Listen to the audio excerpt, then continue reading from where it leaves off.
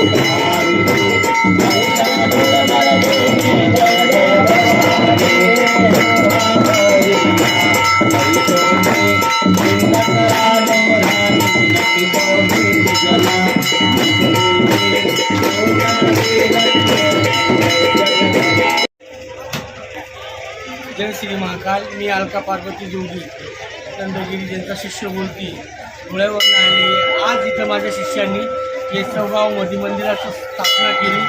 आज इथं त्याच्या कुलदेवीची केळक्या देवी माताचं पण मूर्ती स्थापन झालेली आहे। गडावरच्या आईची मूर्ती पण स्थापन झालेली आहे आणि तुळजापूरच्या आईची पण मूर्ती स्थापन केली आहे। आणि या ठिकाणी मंदिर वगैरे बांधून संस्थेने त्याच्या एका शक्तीने गावातल्या लोकांनी भंडारा वगैरे करून सर आणि काही केलं कार्यक्रम आनंदात पार पडला आहे। आदिमाया शक्ती भगवती अशी त्याच्या पाठीशी सगळं उभं राहावं। आणि इथं माझे बहीण मिळून ते पण आलेले नेरवरनं आणि सगळ्यांनी सहकार्य करून त्याला पाठिंबा देऊन आज एवढं मोठं कार्य हे करून घेतलं। जय श्री बोला आंबेडकर माता की जय. कोलंबे माता की जय.